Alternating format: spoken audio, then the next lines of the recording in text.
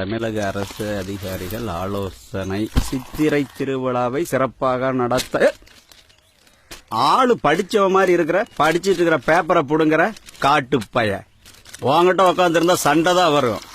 காதுல மாட்டிட்டு வந்துடுறானுங்க. 4000 ஆண்டுகளாக தமிழகத்தில் பாரம்பரியமாக நடந்து வரும் ஜல்லிக்கட்டுக்கு உச்சநீதிமன்றம் தடை விதித்தது. இப்ப தான் நிம்மதியா இருக்கு. ஜல்லிக்கட்டுன்ற பேர்ல கொஞ்சம் நஞ்ச கொடுமையாயா பண்ணாங்க. மாட்டுக்கு சாராயத்தை ஊத்துறதும், வாழை பிடிச்சு திருகிறதும், பீங்கான கரைச்சி ஊத்துறதும், மிளகா பொடியை தேய்க்கிறதும், பப்பா மாட்டை கொஞ்சம் நஞ்ச கொடுமையா படுத்தினாங்க. யாரா குடும்பப்படுத்தினா? ஜல்லிக்கட்டுங்கிறது அவ்வளவு கொடுமையா? போலீஸ் டிபார்ட்மெண்ட்ல மோப்பனா வச்சுக்கலையா? ராணுவத்துல குதிரைப்பட வச்சுக்கலையா? ஏன் நம்ம ஊர் கோயில் யானா சங்கிலியில கட்டி போடலையா? அதெல்லாம் வதையா தெரியலையா? ஜல்லிக்கட்டு மட்டும் உங்களுக்கு வதையா தெரியுதோ? மாட்டை பத்தி உங்களுக்கு என்ன தெரியும்? நாங்க 300 ரூபாய்க்கு கூலி வேலை பார்த்துட்டு வந்து 200 ரூபாய் மாட்டுக்கு போட்டு 100 ரூபாயில குடும்பம் நடத்துறோம்யா. அத நாங்க மாடா பாக்கலையா? பெத்த பிள்ளை ஏதையா பாக்குறோம்? பேப்பர்ல போட்டது தானே சொன்னேன். பேப்பர்ல போட்டிருந்தா எதை வேணாலும் நம்பிடுவீங்களோ? ஏன் இப்பெல்லாம் நீங்க குடிச்சிட்டு இருக்கீங்களே, அது சுத்தமான பால் நினைச்சீங்களா? பன்னிப்பாலியா?